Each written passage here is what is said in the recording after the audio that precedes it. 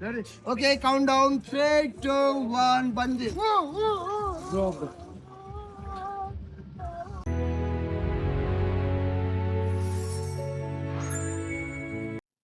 আমরা জানুয়ারি মাসে নেপাল গিয়েছিলাম। আমাদের শিডিউল ফ্লাইট ছিল ২টায়, কিন্তু বাংলাদেশ বিমান এত পরিমাণ ডিলে করছে যে ফাইনালি ফ্লাইট ছাড়ে হচ্ছে ৫টায়। ফ্লাইট ছাড়ার কিছুক্ষণের মধ্যেই হচ্ছে খাবার দেওয়া শুরু করে। এই হচ্ছে বাংলাদেশ বিমানের ফুড সার্ভিস। খাবার খেতে খেতে কিছুক্ষণের মধ্যেই আমরা নেপালের অনেক কাছে চলে আসি। আধা ঘন্টার মধ্যেই হচ্ছে জানলা থেকে নেপালের সেই দূরে পাহাড়গুলো দেখতে পাচ্ছিলাম। এটা সম্ভবত অন্নপূর্ণা, ঠিক বলতে পারলাম না কি হবে। এভাবেই পাহাড় দেখতে দেখতে চলে আসলাম নেপাল। এখন আমরা মাত্র ল্যান্ড করছি। এই হচ্ছে নেপাল এয়ারপোর্ট। নেপাল এয়ারপোর্ট নেমেই আমরা হচ্ছে ভিসা অন অ্যারাইভালের জন্য হচ্ছে লাইনে যাচ্ছি।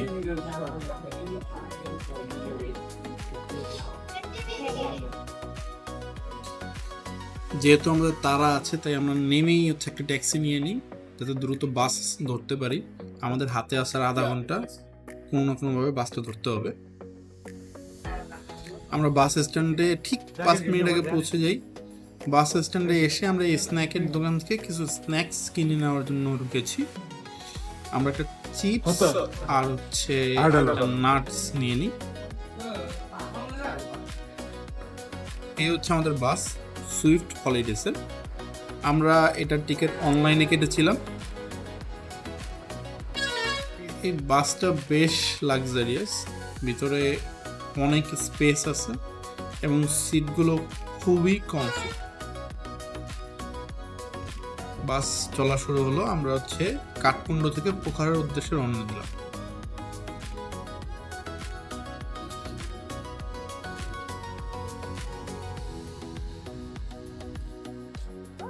আমরা পোখারায় একেবারে ভোর রাতে পৌঁছাই। এটা হচ্ছে আমাদের হোটেলের থেকে ভিউ।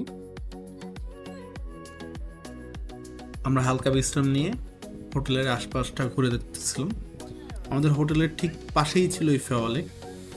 আর ফেওয়ালেকটা আমার কাছে কিছুটা কাপ্তায়ের মতো লেগেছে, একটু কাপ্তায়ের শহরে বাসন।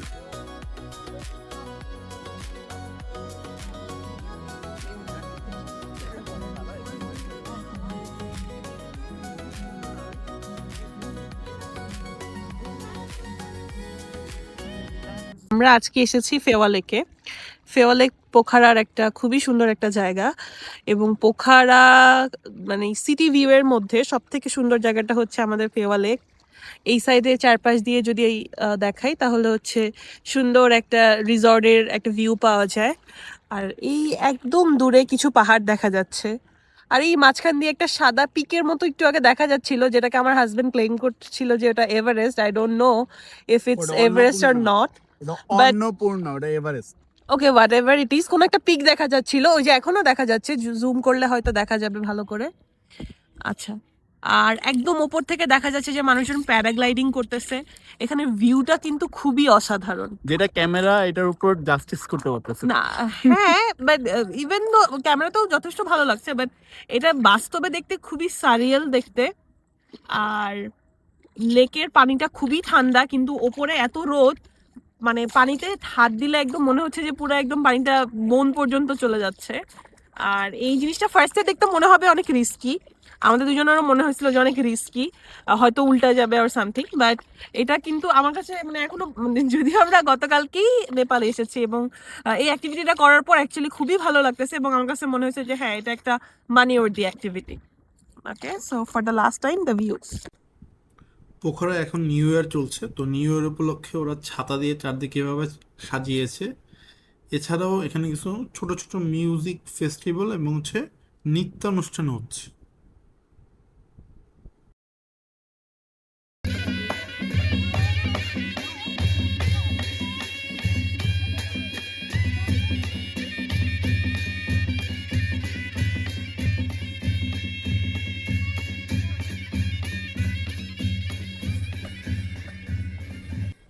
দিনের বেলা কিছুই ছিল না, আসলে উৎসব শুরু হয় রাত্রেবেলা। রাত্রেবেলার লাইটিংটা দেখেন, জাস্ট ওয়াও।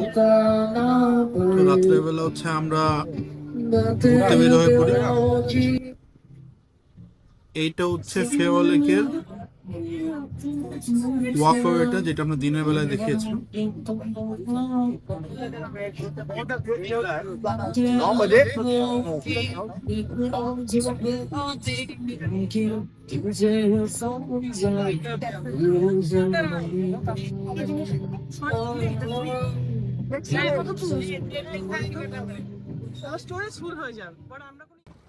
আমরা কালকে গান্ধুর যাব, তো গান্ধুর যাওয়ার জন্য আমরা নেপাল ট্যুরিজম বোর্ডের এখানে এসেছি। এখান থেকে আমাদের পারমিট নিতে হবে। এই হচ্ছে পারমিট নেওয়ার অফিস।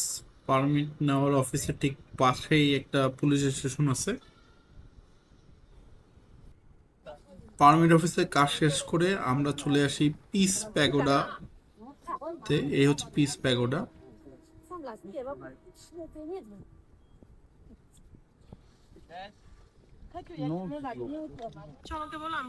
পিস প্যাগোডার এখান থেকে পুরো পোখারার ভিউটা পাওয়া যায় এবং ব্যাপারটা খুবই সাররিয়েল। এবং যখন এই ভিউগুলো দেখবেন, প্রায় উপর দিয়ে দেখবেন হচ্ছে কিছু প্লেন চলে যাচ্ছে, এগুলো হচ্ছে ট্যুরিস্ট প্লেন। এই যে আমার মাথার উপর দিয়ে এখন একটা যাচ্ছে। এই প্লেনগুলোতে খুব সহজে পোখারার ভিউ দেখা যায়, প্রায় 20 থেকে 30 হাজার টাকার মতো খরচ হয়।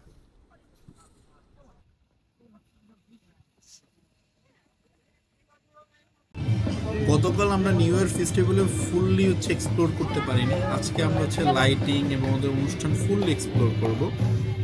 তো দেখতেই পাচ্ছেন এখানে বেশ লাইটিং করা হয়েছে, সামনে কিছু নাচ গান পার্টি ভ্যারিয়াস থিং আছে। আমরা এগুলো একটা একটা করে দেখব।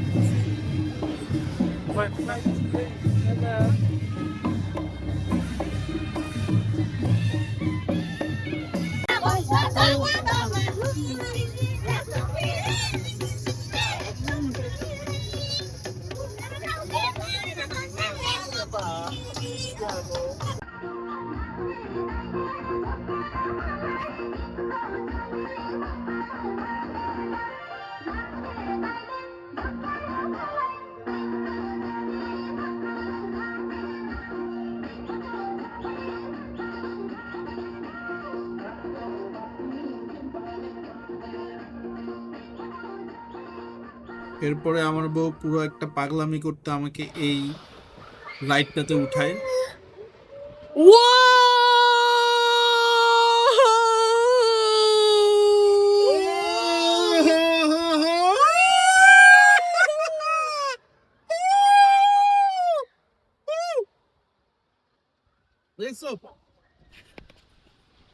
এরপর আমরা আরেকটা পাগলামি করতে পরের দিন কুসমার দিকে হচ্ছে রওনা দিই। কুসমাতে দ্য ক্লিফ নামে একটা রিসোর্ট আছে, ওখান থেকে আমরা এখন একটা বাঞ্জি জাম্পিং করব।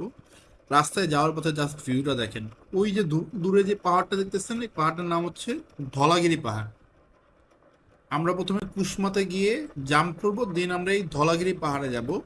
এই ধলাগিরি পাহাড়টা হচ্ছে মুস্তাঙ্গি।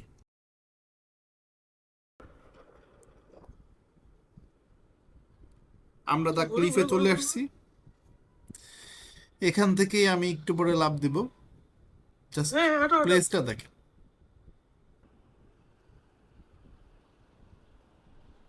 What's your name? Ahad, Where are you from? Bangladesh. So what's happening today? Today I'm going to do bungee jumping. First time. Huh? First First time, yeah, first time. How are you feeling, brother? Great. You Excited. And ready? Yeah, I'm ready. Oh, brother, have a nice flight. Okay. Ready, brother? One. Ready? Ready. Okay, countdown. 3, 2, 1, bungee.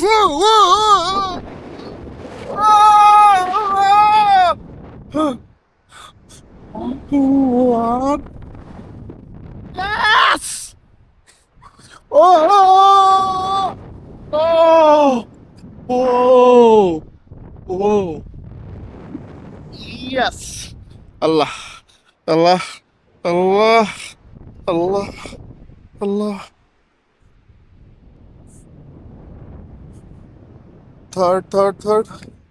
Third. Yes.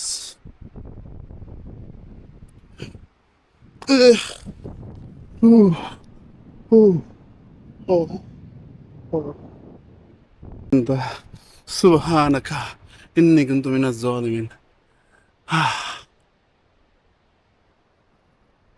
কোনোদিন আল্লাহরে এতটা স্মরণ করি না, আজকে যতটা করছে। আলহামদুলিল্লাহ।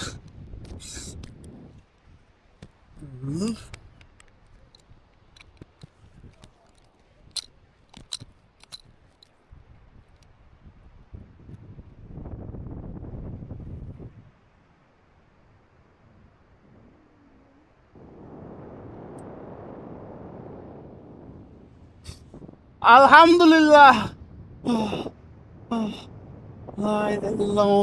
Hold the rope with your both hand on the red loop. ওকে, লাইফের সবচেয়ে বড় পাগলামিটা শেষ।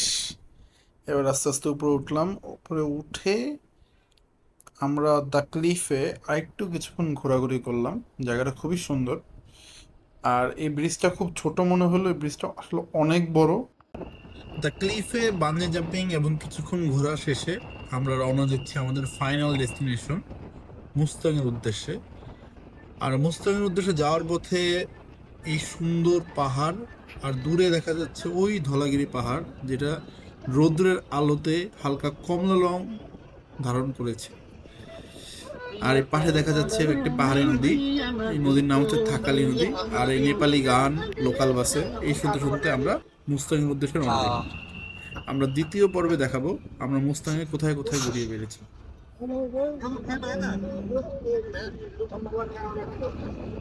ता तो बानी होती हो अझ कस्तो घुम्दै थियो त्यहाँ